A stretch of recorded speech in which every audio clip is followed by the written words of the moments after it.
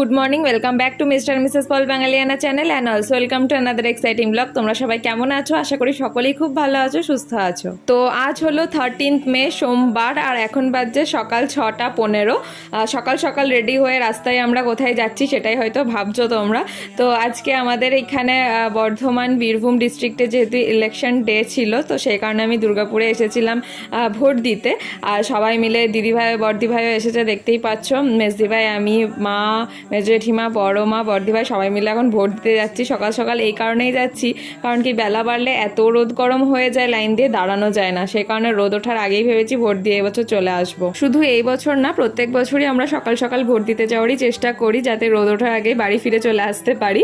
আর এসেই দেখি এত বড় একটা লাইন হয়ে গেছে, ছেলেদের মেয়েদের দুদিকেরই এত বড় লাইন হয়ে গেছে। আমাদের হাই স্কুলের সেন্টার পড়ে ভোটের, তো মানে স্কুল কোথায়, স্কুলের গেট কোথায়, আর আমরা কোথায় লাইন দিয়ে দাঁড়িয়ে আছি। শুধু সকাল 6:15 ভিড়টা দেখো। মানে এখন সবাই একই বুদ্ধি অ্যাপ্লাই করে যে রোদ ওঠার আগে ভোটটা দিয়ে চলে আসি, তাহলে একটা শান্তি।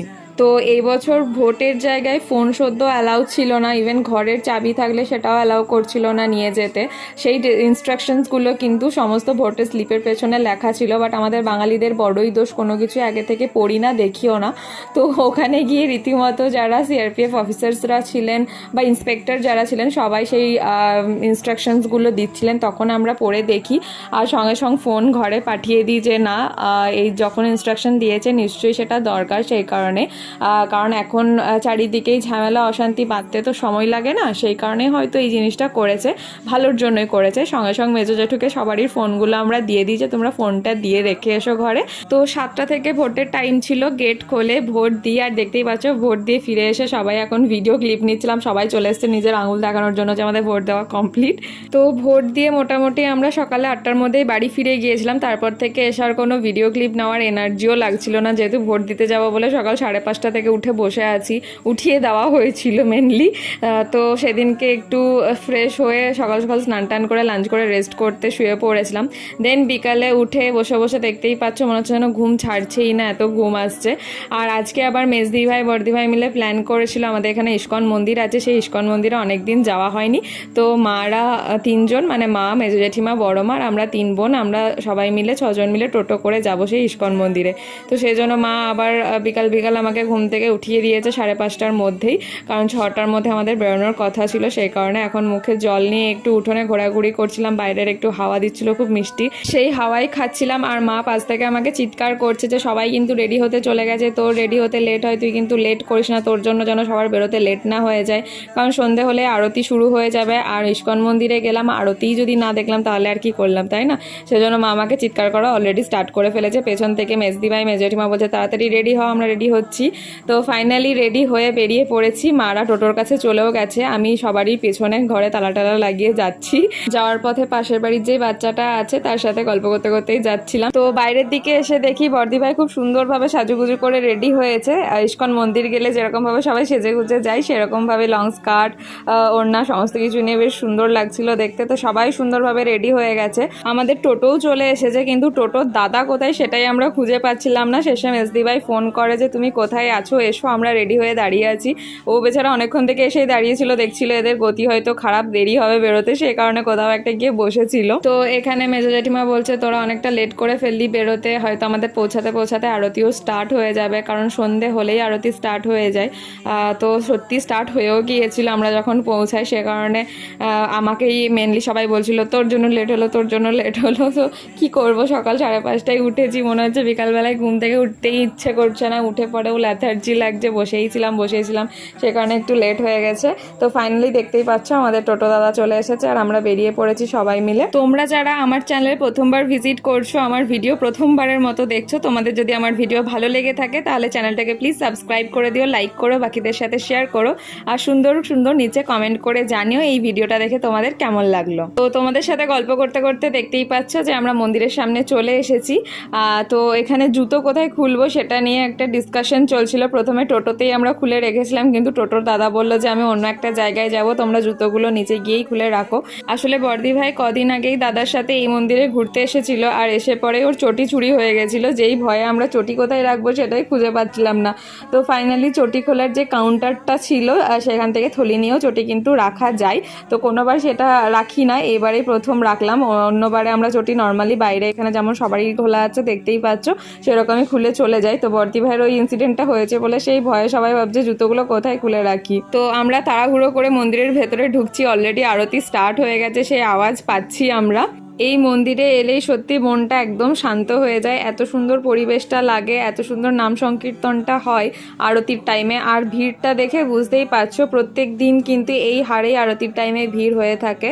শয়নের টাইমে খুব একটা ভিড় না হলেও সন্ধ্যা আরতি যে টাইমটা হয় প্রত্যেক দিনই কিন্তু এরকম ভিড় চলতেই থাকে ইস্কন মন্দিরে। আর প্রত্যেক দিনই বাইরে থেকে অনেক দর্শনার্থী আসে, রেগুলার বেসিসে যারা শিষ্য তারা তো আসেই, তাছাড়াও বাইরে থেকেও প্রচুর দর্শনার্থী আসে এখানকার সন্ধ্যা আরতি দেখতে। বিশ্বাস করো এত সুন্দরভাবে সবাই এই নাম সংকীর্তনের তালে মেতে ওঠে, মানে নিজের চোখে এই জিনিসটা না দেখলে তোমরা হয়তো বিশ্বাসই করতে পারবে না। প্রচুর ছোট ছোট বাচ্চা ছেলে মেয়েরা এসেও এখানে কিন্তু ভীষণ আনন্দ করে, তারা সেই নাম সংকীর্তনের সাথে নাচতেও স্টার্ট করে দেয় বাচ্চা বাচ্চা ছেলে মেয়েরা। ইভেন এখানকার যারা শিষ্য আছে তারা তো সেই নাম সংকীর্তনে একদম মেতে ওঠে যাকে বলে। সেই ভিডিও খুব একটা নিতে পারিনি কারণ এত ভিড় ছিল, আর ওরা যেই দিকে মানে সেই তালে মেতে উঠেছিল সেই দিকটায় আমি পৌঁছাতে পারিনি। তাও টুকিটাকি যেটুকু সম্ভব হয়েছে এত ভিড়ের মাঝে নেওয়া সেইটুকু অবশ্যই তোমাদের সাথে শেয়ার করে নিয়েছি। দেখতেই পাচ্ছ এখানে একে একে আরতির প্রত্যেকটা নিয়ম সুন্দরভাবে চলছে। তো তিনটে ঠাকুরকেই প্রত্যেক দিন কিন্তু একই রঙের জামা কাপড়, একই রঙের মাথার পাগড়ি সমস্ত কিছু কিন্তু চেঞ্জ করা হয়, আর প্রত্যেক দিনই কিন্তু সবারই একই রঙেরই জামা পরানো হয়। রাধাকৃষ্ণ, গৌরাঙ্গ এবং জয় জগন্নাথ সবাই আছে এই মন্দিরে। তো তিনজনেরই কিন্তু প্রত্যেক দিনের জামার রং একই থাকে, আর কি সুন্দর লাগে সেই দৃশ্যটা দেখতে। তোমাদের সাথে লাস্ট টাইমে একটা সুন্দর ফটো শেয়ার করে নেব। তো দেখতেই পাচ্ছ প্রত্যেকেই কি সুন্দর এই নাম সংকীর্তনের তালে মেতে উঠেছে। তো আরতি শেষ হয়ে যাওয়ার পরে মন্দিরের চারিদিকে তিনবার পরিক্রমা চলে, নাম সংকীর্তন হতে থাকে, সামনে তারা যায়, পেছনে প্রত্যেকে যারা দর্শনার্থী থাকে তারা আসে। তো এইভাবেই তিনবার পরিক্রমা হয়, আমরাও সেটা করেছিলাম। তারপরে সেখানে কিছুক্ষণ বসে আরও কিছুক্ষণ নাম সংকীর্তন শুনি, তারপরে আমরা সেখান থেকে বেরিয়ে আসি। তো তিনবার পরিক্রমা শেষ হয়ে যাওয়ার পর এখানে একটা ছোট্ট বুনুর কাছে দুটো গোপাল সুন্দর ঝুড়ির মধ্যে বসিয়ে এনেছে, কি সুন্দরভাবে সাজিয়ে রেখেছে দেখো, গোপালের কাছে চকলেট দেওয়া আছে। তো তোমাদের সাথে আগেই শেয়ার করলাম যে এখানকার যারা শিষ্য তারা সেই নাম সংকীর্তনের তালে মেতে ওঠে, সেটা দেখতেও পাচ্ছ। ছোট্ট একটা ভিডিও ক্লিপ নেওয়ার চেষ্টা করেছি তোমাদের সাথে শেয়ার করবো বলে।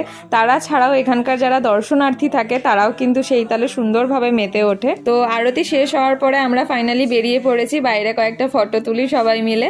আর মন্দিরে ঢোকার টাইমে কিন্তু তোমাদের সাথে মন্দিরের চারিদিকটা ঘুরিয়ে দেখানো হয়নি, কারণ তখন অলরেডি আরতিটা যেহেতু স্টার্ট হয়ে গেছিলো, লেট করে বেরিয়েছিলাম আমরা, সেই কারণে আরতিটা মিস করতে চাইছিলাম না বলে ভেবেছিলাম বেরোনোর টাইমে তোমাদেরকে মন্দিরের চারিদিকটা ঘুরিয়ে একবার সুন্দরভাবে দেখিয়ে নেব।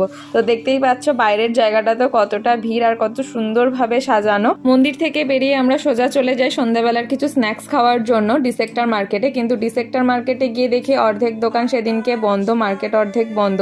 সেখানে গিয়ে ভেবেছিলাম মোমো, রোল এই সমস্ত কিছু খাওয়া দাওয়া করবো। তো মোমো তো পেয়ে গেছিলাম, বাট রোলের যে স্টলটা থাকে সেটা সেদিন বন্ধ ছিল, প্লাস অনেক দোকানও সেদিন বন্ধ ছিল। লাকটা সত্যি খারাপ ছিল হয়তো সেদিনকে, জানি না কেন, হয়তো ভোটের কারণে বন্ধ, সেদিনই যেহেতু ভোট ছিল তো সেই কারণেই হয়তো অনেক দোকানপাট বন্ধ ছিল। চারিদিকে অনেক ঝুট ঝামেলা মাঝে সাঝে হয়ে থাকে, তো সেই ভয়ে অনেকে দোকান সেদিনকে খোলে না, সেই কারণেই হবে হয়তো, বলতে পারছি না ঠিকঠাকভাবে। তো এখানে আমরা মোমোর দোকানে মোমোটা খাই, দেন আমরা ওখান থেকে আবার অন্য আরেকটা জায়গায় যাই যেখানে খুব সুন্দর রোল পাওয়া যায়। মেজদি ভাই বর্দি ভাই জানে, সেখানেই নিয়ে গিয়েছিল। তো সেখানে গিয়ে রোল অর্ডার দেওয়া হয়ে গেছে, এখানে আমাদের রোল বানানো চলছে, দেখতেই পাচ্ছ। আমরা সবাই মিলে এখানে বসে রোল খাই, এনজয় করি। তো আজকে মোমো খাওয়ার পরে আমাদের তিন বোনেরই ঠিক মতো স্যাটিসফ্যাকশন ছিল না, মানে মোমোটার টেস্ট খুব একটা আমাদের ভালো লাগেনি, যে কারণে আমরা তিন বোনে আবার চিকেন রোল অর্ডার দিয়েছিলাম। মারা নর্মাল রোলই খাচ্ছিল, আর এখানে সবাই মিলে আড্ডা দিচ্ছিলাম আর রোল খাচ্ছিলাম। খাচ্ছিলাম বসে বসে অনেক দিন পর, যেহেতু সবাই মিলে একসাথে বেরোনো হলো। এই বেরোনোগুলো তো খুব রেয়ার হয়ে থাকে, তাই না? এরপরেও কিন্তু আমাদের খাওয়ার লিস্টে কিছু খাবার বেঁচে আছে, সেটা হলো আইসক্রিম। এই গ্রীষ্মকালে সমস্ত খাওয়ার শেষে একটু আইসক্রিম না খেলে চলে বলো? তখন অলরেডি 8টা বাজে, মারা বলছে তোরা আজকে যা খাওয়াচ্ছিস মনে হচ্ছে রাত্রে বাড়িতে গিয়ে আর কিছু খেতে হবে না। তো 8টার সময় আমাদের সমস্ত খাওয়া দাওয়া কমপ্লিট করে আইসক্রিম খেতে খেতে আমরা আবার টোটোয় উঠে পড়ি বাড়ি ফেরার জন্য। তোমাদের সাথে আরও একটা ইনফরমেশন শেয়ার করার ছিল, সেটা হলো আমার ফেসবুক পেজ মধুমিতাজ মেকওভার পেজটা তোমরা অবশ্যই ফলো করে রেখো। আমার মেকআপ রিলেটেড সমস্ত ভিডিও, ব্লগ, রিলস, ফটো সমস্ত কিছু কিন্তু আমি ওখানেই আগে পোস্ট করি। সমস্ত কিছু পোস্ট কিন্তু আমি ওই পেজেই শেয়ার করে থাকি। পেজের লিঙ্ক আমি ডেসক্রিপশনে অবশ্যই তোমাদের সাথে শেয়ার করে নেব। তো আজকের এই ছোট্ট ভিডিওটা তোমাদের কেমন লাগলো সেটা অবশ্যই নিচে কমেন্ট করে জানিও। তোমাদের কমেন্ট পেলে সত্যি আমার ভীষণ ভালো লাগে, ভিডিও দেওয়ার ইচ্ছেটা যেন আরও অনেকটা বেড়ে যায়। একই কথা বারবার বলি তোমাদের সাথে, তাই সুন্দর কমেন্ট করে জানিও এই ভিডিওটা তোমাদের কেমন লাগলো। তো আজকের ভিডিওটাকে আমি এখানেই শেষ করছি, আবারও খুব তাড়াতাড়ি দেখা হচ্ছে পরবর্তী একটি ভিডিওতে। Till then stay happy, healthy and safe, and obviously stay kind and positive. Bye by.